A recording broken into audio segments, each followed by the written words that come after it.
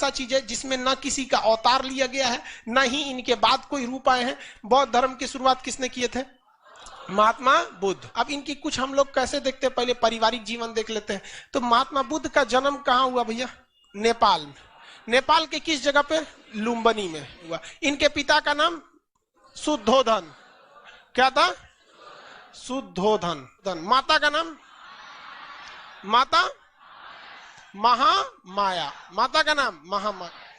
माता जब जब महात्मा बुद्ध जन्म नहीं लिए थे ना, तो महामाया इनकी माता थी, असली माता इनकी महामाया थी। लेकिन वो एक हफ्ते, जन्म के एक सप्ताह में ही उनकी क्या हो गई थी? मृत्यु हो गई थी। तो जब ये पेट में थे ना, तो ज्योतिषी ने बता दिया था कि जो आपका बेटा होगा ना, ये बहुत ही क्रांतिकारी होने वाला है। बहुत मतलब क्या होगा? क्रांतिकारी होगा। तो पहले के ज्योतिष वगैरह एकदम जबरदस्त थे। तो शुद्धोधन की जो साली जी थी गौतमी, कौन थी? गौतमी, प्रजापति गौतमी। तो महामाया ने जब किसको जन्म दिया? सिद्धार्थ को। किसे? सिद्धार्थ। महात्मा बुद्ध के बचपन का नाम क्या था? सिद्धार्थ। महामाया ने जब सिद्धार्थ को जन्म दिया, तो पहले भी देखिएगा ना, लेबर पेन से बहुत महिलाओं की मृत्यु हो जाती। तो जन्म के एक सप्ताह में ही किनकी मृत्यु हो गई? महामाया की। तो इनका पालन पोषण किसने किया था? गौतमी। तो ये क्या थी? उनकी मौसी। लेकिन मौसी से ये इन्होंने क्या कर लिया था? विवाह कर लिया। ये अभी भी परंपरा देखने को मिलती। तो ये इनकी सौतेली माँ कह लीजिए या इनकी मौसी, क्या नाम था उनका? प्रजापति गौतमी। प्रजापति गौतमी। इनका कुल पूछेगा, कुल, यहाँ कुल का नाम क्या हो गया? शाक्य कुल। शाक्य कुल होने के वजह से ही इन्हें शाक्य मुनि कहा जाता है। शाक्य मुनि किसे कहा जाता है? सिद्धार्थ को। इन्हें क्या कहा? सिद्धार्थ। जब ये जन्म लिए तो इनको ज्योतिषी ने बताया कि घर द्वार त्याग देगा। ध्यान से समझिएगा, जब सिद्धार्थ का जन्म हुआ तो ज्योतिषियों ने क्या कहा कि ये बहुत ज्ञानी बनेगा और दुनिया को सच्चाई के रास्ते पर ले जाएगा, घर द्वार मोह माया सब त्याग देगा। तब राजा परेशान हो गए कि एक गोली का भाग दुगा हो जाएगा, घर द्वार छोड़ देगा। तब तो पूछा गया उनसे कि इसका कोई उपाय बताइए। तो कहा कि सबसे सिंपल उपाय, अगर किसी का विकास रोकना है तो ब्याह करा दिए। सिंपल लॉजिक समझिए। बहुत ज्ञानी होगा, दुनिया को सच्चाई के रास्ते पर ले जाएगा, मोह माया सब त्याग देगा। इसका उपाय जो ये सब ना करे, ब्याह करा दे। समझ रहे हैं क्या लॉजिक है? तो इनका क्या हो गया? विवाह हो गया।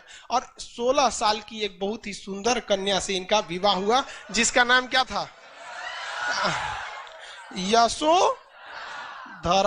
तो देखिए इनकी शादी किससे हुई? यशोदा। शादी विवाह बहुत ठीक ठाक से हुआ, सब कुछ सही चल रहा था। पत्नी में पूरा अजुराइल रहते थे। वो डेली सुबेरे मेकअप करके बैठ जाती थी। पूरे ये खा लो, वो कर लो, ये कर लो, कबो मेहंदी लगाओ, कबो काजल लगाओ, कबो टकला हो, कबो चोटी करो, कुछ कुछ करते रहो दुनिया। मतलब उनको फुल टू यही पता था, बताया भी गया था कि भाई बहुत बड़े क्या होंगे? ज्ञानी हो जाएंगे। क्या होंगे? ज्ञानी। इनको आप ही का काम है कि इनको कंट्रोल करके रखना है। लेकिन महात्मा बुद्ध को ना, अब इनको ज्योतिषों ने बताया था कि भाई क्या करना है, इनको तो छोड़ के जाएंगे। लेकिन इनके मन में एक वैराग्य सब, तो इनको कहा गया, इन्होंने कहा सिद्धार्थ ने कि हम महल के बाहर जाएंगे। तो ज्योतिष ने कहा कि ले हो गया कांड, ये जाएगा महल के बाहर, सारी सच्चाई देख लेगा, हो जाएगा चौपट। यही हो गया। पूरा चूना उना छिड़का दिया गया और पूरा पुलिस उलिस लगा दी गई। आइए एकदम तैयारी से गए थे महात्मा बुद्ध। लेकिन संजोग अजब होता है कि वही में एगो बूढ़ा आदमी चला है, बीमार था, वृद्ध व्यक्ति, बीमार मतलब बूढ़ा था। तो बूढ़ा था तो उन्होंने, महात्मा बुद्ध ने पूछा अपने सारथी से, इनके घोड़ा का जो नाम था, नाम क्या था? कंतक। घोड़े का नाम कंतक, चेटक उनका था। और इनके सारथी का नाम था चन्ना। सारथी मतलब समझते हैं? जो घोड़ा को लेके हाँकता है, चल चल चल। तो सारथी का नाम क्या था? चन्ना। क्या नाम था? चन्ना। चन्ना, सारथी का नाम चन्ना। तो सारथी चन्ना से पूछे कि ये आदमिया इसे झुक के काहे चल रहा है? तो कहा कि महाराज बुढ़ा गया है वो। बुढ़ा गया, एकदम झड़ गया है, एकदम लुजुर पुजुर हो गया है, झड़ गया है। कहा कि महाराज सब आदमी झड़ जाएगा, ऐसे ही आप भी बुढ़ा जाइएगा। कहा हम बुढ़ा जाएंगे तो इतना उठपटांग लगेंगे? तो कहा हाँ। कहेंगे भाई सबको जाना है यहाँ से। तो उनको दिमाग में खटक गया कि भाई गड़बड़ है, तो हमारे बाबूजी हमसे छुपा के रखे थे। तब तक आगे गए तो एगो बीमार आदमी मिल गया, तो कहा ये क्या हो गया है? कहा कि अब एकदम ये जाने वाला है, मतलब ये बीमार है, अब ये क्या है, इस दुनिया से जाने वाला है, ये अब चल नहीं पाता है। तो चन्ना कहा कि हमारा और आपका सबका यही दुर्दशा होने वाला है लास्ट में। तब तक और आगे चल गए तो कोनो को अर्थी उठ रहा था। कहा कि वो लेटा का है वो पे? कहा कि लेटा नहीं है वो आपको लेटा लग रहा है, चल गया है वो। तो चल गया वहां पे। तो उन्होंने कहा कि सबको मरना है, सबको मरना है, आप भी जाएंगे, इस उद्धोधन भी जाएंगे, और आपकी जो महामाया थी ना वो चल गई और ये भी जाएगी। तब बेचारा एकदम टेंशन में आ गया। एगो साधु को देखा तो साधु से पूछा कि ई काहे बैठल है होगा? साधु योग के मुद्रा में बैठे थे, कोई मतलब नहीं, कपड़ा उपड़ा साधु लोग का वेशभूषा कैसा रहता है वैसे। तो उन्होंने क्या कहा कि ई काहे ऐसा बैठल है? कहा कि ये भगवान के में मतलब भगवान की आराधना में विलीन है। तो कुछ पूछे महात्मा बुद्ध ने चन्ना से, कौन भगवान? जिसके पास वो लेटा वाला आदमी गया था, मतलब पूरे मर गया था, तो बताया ना चन्ना कि वो भगवान के पास जा रहा है। कहते मतलब वो भगवान के पास जा रहा है, उससे कनेक्शन लगा के बैठल है। तो उन्होंने कभी इस चीज को देखा नहीं था। तो इन चार चीजों को देखा तो उनके मन में वैराग्य आ गया, और घर आए तो टेंशन में आए, और यशोधरा से कहें कि देखना इस सब में कुछ ना रखल है दुनिया में। तब ये तो दिमागे ठनक गया। जोन बवाल के लिए हमको लाया गया था, बवाल आ गया इनके। तब तक पता चला कि यशोधरा गर्भवती। अब ये टेंशन में थे कि हमको घर द्वार छोड़ना है, और उधर से गर्भवती लड़का होने वाला था। इनको एकदम टेंशन था कि हम घर द्वार छोड़ देंगे। भाई जब बूढ़ा होना ही है, बीमार पड़ना ही है, राजा रहे चाहे फकीर रहे, बीमार पड़बे करेगा, गरीब होगा ही, मरबे करेगा, तो क्या जरूरत है झमेला करने का। तब तक वहां पे लड़का हुआ महात्मा बुद्ध का। तो नौकरानी सब पहले खुशखबरी लेके आती थी, जो पहले लाता था ना उसको कुछ गिफ्ट मिलता था, राजा वजा दे देता था सब। तो लेके आए तुरंत, महाराज की जय हो, यशोधरा को पुत्र हुआ है, तो बेटा हुआ है। तो बेटा का खुशी भारत में कुछ ज्यादा रहता है। समाज है, पुरुष समाज है, समझ में गया कि नहीं? बेटी का अभी भी मतलब, अब तो शहरों में थोड़ा सा कम है, लेकिन गांव में अभी भी मान के चलिए, अगर किसी को एगो बेटा नहीं है ना, तो एगो बेटा के इंतजार में 9 गो बेटी पैदा कर सकता है। वो फुल स्टॉप तभी मारेगा जब एगो उधर बेटा लग जाए, नहीं तो कॉमा दे के आगे बढ़ते रहेंगे।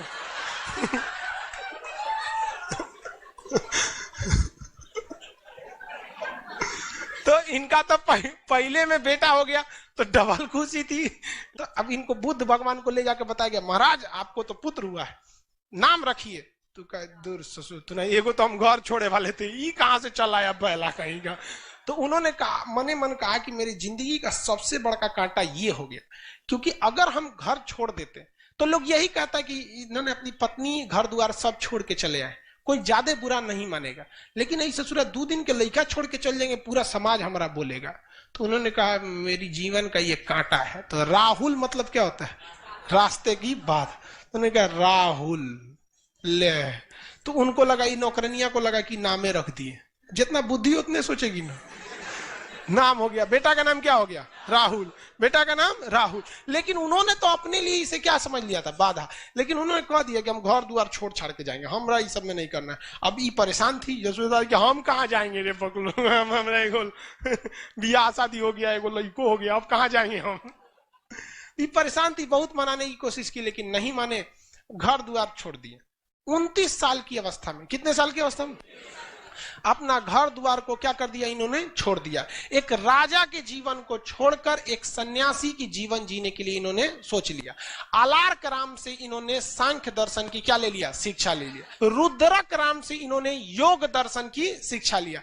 लेकिन देखिए, सांख्य दर्शन की शिक्षा भले इन्होंने आलार्क कलाम से लिया था, लेकिन क्या आलार्क कलाम ने सांख्य दर्शन लिखा था?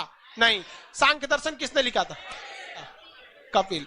अब ये तो समझ में आ गया। तो रुद्रक राम से इन्होंने क्या, कौन सी शिक्षा लिया? योग दर्शन।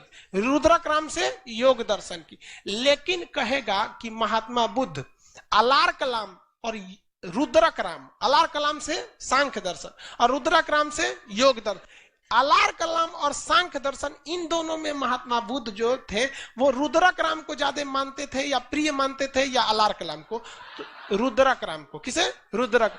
इसलिए जब भी देखेंगे महात्मा बुद्ध को योग के मुद्रा में ही आप देखेंगे। जब भी महात्मा बुद्ध की मूर्ति, यहाँ का मूर्ति, अच्छा शिवानी लेती गई, एक तो महात्मा बुद्ध की मूर्ति ले देना जी अशोक यहाँ पर। वाह, तो देखेंगे ना, जब भी महात्मा बुद्ध को किस रूप में देखेंगे? योग की मुद्रा में देखेंगे। अब ये अपने मित्रों के साथ, महात्मा बुद्ध अपने मित्रों के साथ चले गए उत्तर प्रदेश में।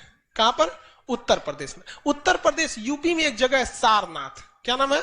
सारनाथ। सारनाथ में एक जंगल है जिसका नाम मृगदाब वन। कौन सा वन? मृगदाब। इस मृगदाब वन में वो अपने 5-6 मित्रों के साथ बैठ के और क्या करने लगे? तपस्या करने लगे। योग दर्शन तो रुद्रक राम से सीख ही लिए थे। योग की मुद्रा में बैठ के कठोर तपस्या करने लगे कि हमें सच्चाई क्या है, गलत क्या है, ये सब का क्या मिल सके? ज्ञान मिल सके। तो ये सारी चीजों का ज्ञान मिलने के लिए इन्होंने कहां पे चले गए? सारनाथ। तो सारनाथ में बैठ के इन्होंने काफी सारे क्या किया था? तपस्या किया। लेकिन उस तपस्या से कोई खास फायदा नहीं मिला। कई साल बीत गए सब तपस्या के, कुछ मिल ही नहीं रहा था। तो अचानक उनको एक महिला दिखी। उस जंगल में क्या मिली? महिला। तो सारे लोग ध्यान लगाए थे। अब महात्मा बुद्ध ऐसे महिला को देखे, अरे हंसता क्या लिए? समझा रहे हैं तो समझो ना। पहले धार्मिक मामले में मजाक मत ही क्या करो, कबो भी किसी पे कुछ भी हो जाता है। इसलिए तो उन्होंने देखा ये महिला क्या करने आई है, तो देखा कि बाकी सब दोस्त ध्यान लगाए हैं, सब तू लोग ध्यान लगाओ। महिला से पूछे क्या बात है, तो उन्होंने बताया था कि वीणा, जो वीणा बजाया जाता है, इसको इतना ना हुमच के खींच दीजिए कि टूटिए जाए वीणा, तो ये भी गलत है। और आराम से वीणा को रगड़ेंगे तो संगीत ही नहीं निकलेगी। मतलब वीणा को रगड़ने के लिए क्या होनी चाहिए? एक लय होना चाहिए। इतनी कठोर तपस्या करेंगे तो भगवानों डरा जाएगा कि कब्जा करने आ रहा है कि तपस्या करने आ रहा है। तो उन्होंने, उनको दिमाग आया कि भाई हमको इस तरह से तपस्या नहीं करना है। तो यूपी में पूरा का पूरा फाउंडेशन कोर्स किए 6 साल तक। मतलब बात समझिए, सारनाथ में ज्ञान मिल ही नहीं रहा था। तो वो कहाँ आए? बोध गया। कहाँ आए? बोध गया। बात समझिए, हम आपको पढ़ाने के लिए करें। यहां आए बोध गया में। अब बोध गया किस नदी के किनारे है? फाल्गु नदी। इसका एक और नाम बता सकते हैं? निरंजना नदी। फाल्गु या निरंजना नदी के तट पर बैठकर, फाल्गु या निरंजना नदी के तट पर बैठकर वहां एक विशाल पीपल वृक्ष के नीचे बैठे। पीपल वृक्ष वगैरह जो था वो थोड़ा सा सांस, हवा वगैरह भी क्या देता है? शुद्ध देता है। दूसरा छाया वगैरह मिल जाती है। उसी के नीचे बैठकर तपस्या करने लगे। सामने कौन सी नदी है? फाल्गु नदी। और तपस्या कर रहे हैं। और एक वैशाख पूर्णिमा का दिन आया, और वैशाख पूर्णिमा के दिन महात्मा बुद्ध को क्या मिल गया? ज्ञान की प्राप्ति आ गई। ऐसा कहा जाता है कि जब उन्हें ज्ञान की प्राप्ति हुई तो उनके शरीर से मतलब प्रकाश निकलने लगा, शरीर सुगंधित हो उठा। इससे उनको ज्ञान की प्राप्ति हो गई। अब वो सच क्या है, गलत क्या है, इस सब में एकदम पूरी तरह से पारंगत हो गए।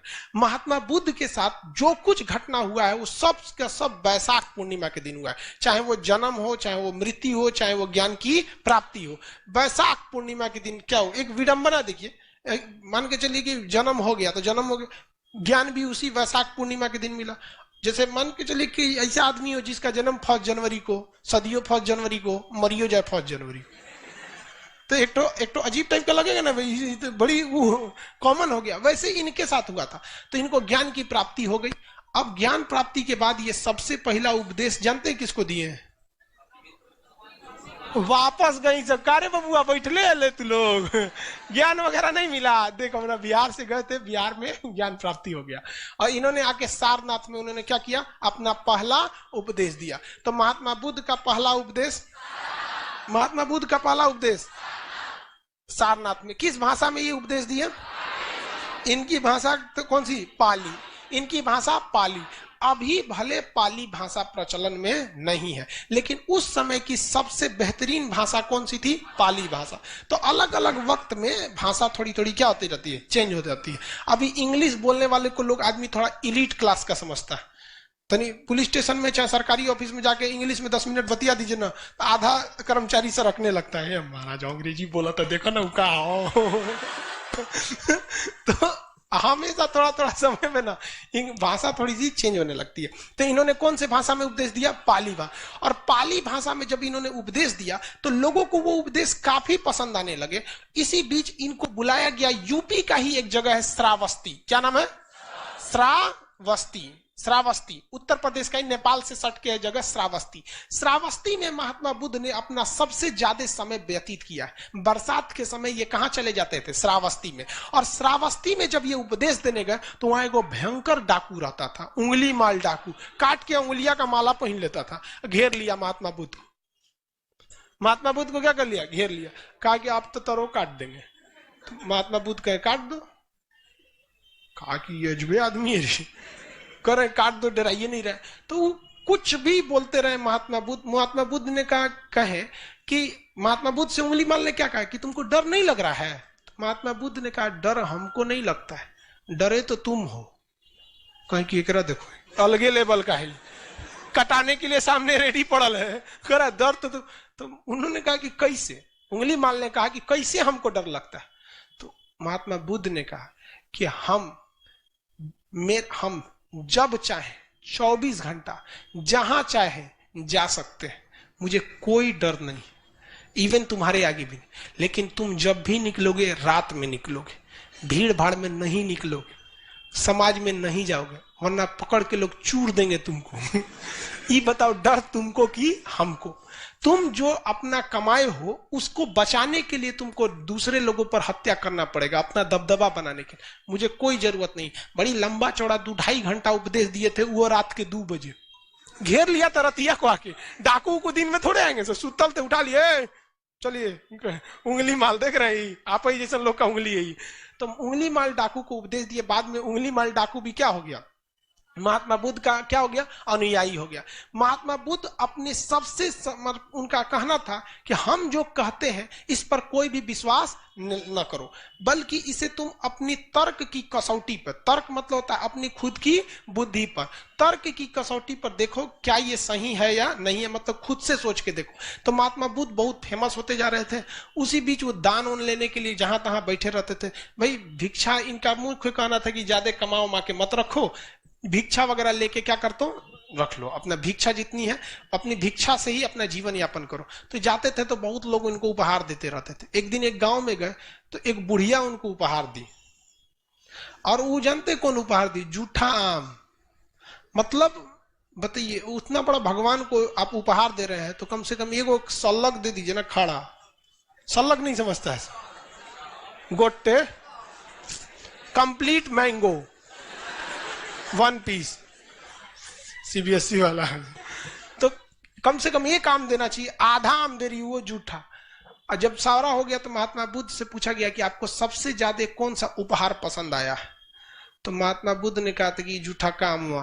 तो लोग जो सोना चांदी दिए थे वो कहने लगे कि अब सठिया गई लोग, उनके जूठे आम पसंद है। तो उन्होंने क्या कहा था कि जो आम जो बुढ़िया ने दिया है इसने अपना सब कुछ दे दिया, इसके पास कुछ नहीं है, और जो तुम लोगों ने दिया है वो अपनी टोटल संपत्ति में से कुछ दे दिया है यहाँ पर। और हम लोग को विचारधारा देखिए, हम लोग अपने टोटल संपत्ति का, जितनी संपत्ति रहती है, मान के चलिए जिसके पास 100% संपत्ति है, इसका वो भगवान को कितना देता है पता है? 0.0001% भी नहीं देता है। देखते हैं 0.01% भी नहीं देता है, 200-500 चढ़ा देता है और सोचता है कि भगवान हमको वीडियो कॉलिंग पे हमारी समस्या सॉल्व करे। अरे सोचा कहीं का, इतनी सा में तो भगवान को ब्लैकमेल कर रहा है। तो इन्होंने कहा था महात्मा बुद्ध ने कि इसने अपना सब कुछ क्या दिया, हमको समर्पित कर दिया। आनंद इनका सबसे प्रिय शिष्य था। इनका सबसे प्रिय शिष्य क्या था? आनंद नाम था इनके सबसे प्रिय शिष्य का नाम। आनंद बहुत प्रिय शिष्य थे। एक इनको ना एक बहुत बदमाश लड़का था, गाली उली देता था महात्मा बुद्ध को।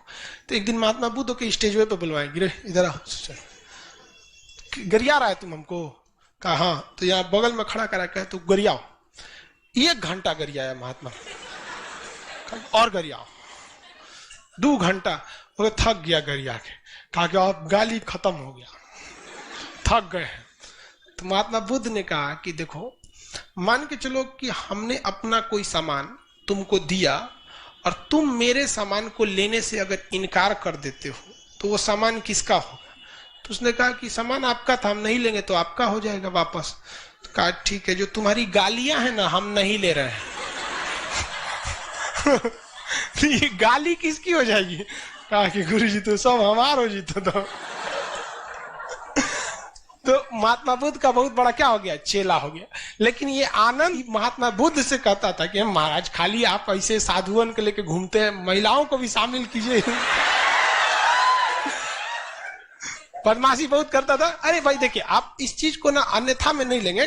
तो महात्मा बुद्ध का है, महिला उला को शामिल मत करना, महिला को शामिल करोगे हमेशा परेशान रहोगे, टाइम से आएगी सब नहीं, बैच चालू होने के बाद आएगी सब, तो परेशान होकर रह जाएगा। कितना समझा के रख दो टाइम से नहीं आएगी सब। वैसे ही भाई उनमें साधुओं की सभा होती थी, सब साधु अपने में ध्यान में रहेंगे। लड़की सबका लेट कौन सी में होता है? हाँ, लड़का का कभी लेट होता है नहीं, वो तो लॉज में निकलने के बाद बटन बंद करता है। बाल उल्टी करे, चल चल। रूम से निकलेगा तब चप्पल पहनेगा, इसे फंसा के चल दिया वो सब ना। अरे बाप रे बाप, क्लास भाड़ में जाए, क्लास जरूरी थोड़े, कबो हो सकता है। तो महात्मा बुद्ध शुरुआत में महिलाओं को बौद्ध धर्म में समाने के लिए तैयार नहीं थे, लेकिन ये बार बार कहता था आनंद महाराज जरूरी है, समझ नहीं रहे हैं आप। तो महात्मा बुद्ध ने कहा ठीक है चलो, अब महिलाओं को भी बौद्ध धर्म में शामिल कर लिया। महिला लोग चाहे वो लाइव में है चाहे यहाँ है, ये बात जरा ध्यान से समझिए, हम नहीं कह रहे, महात्मा बुद्ध कह रहे हैं। जब महिलाओं को उन्होंने प्रवेश करने की अनुमति दिया तो उन्होंने कहा कि अब बौद्ध धर्म ज्यादा दिन नहीं चल पाएगा। ये हमारा कथन नहीं है, ये महात्मा बुद्ध का कथन है कि अब बौद्ध धर्म ज्यादा दिन नहीं चल पाए। आप इसको गौर से देखिएगा, एक महिला जो रहेगी ना, उसका झगड़ा जानते किससे होगा? अपनी सास से, कभी ससुर से नहीं होगा, क्योंकि उस ससुर उसको टॉर्चर नहीं करने वाला है कोनो बात में। सास जो रहेगी बेचारी 11 बजे सूत के सोई है, काम वाम करके पतो ओके 4 बजे कोच के उठा देगी, बबनी उठ चाय बना। अरे बेचारी 4 बजे का करने के लिए खखुआई लगेगी तो मैं झाड़ देगी, बुढ़िया कहेगी। उसका झगड़ा हो जाएगा अपनी मतलब देवरानी से होगा, देवर से नहीं, जेठानी से होगा, भसुर से नहीं। देखना बराबरी बराबर। तो महात्मा बुद्ध ने क्या कहा कि अब बौद्ध धर्म ज्यादा दिन चलने वाला नहीं है। तो ये महात्मा बुद्ध के कथन थे, और आगे जाके ऐसा हुआ भी, ज्यादा दिन बौद्ध धर्म नहीं चला। लेकिन अब क्वेश्चन में हिसाब से रखेंगे, पहली महिला कौन थी? प्रजापति गौतमी। बौद्ध धर्म में शामिल होने वाली पहली महिला प्रजापति गौतमी। दूसरी महिला हाजीपुर जो जगह है वहां, वैशाली, हाजीपुर मतलब समझ रहे हैं ना, वैशाली, वैशाली की एक डांसर थी आम्रपाली। हाँ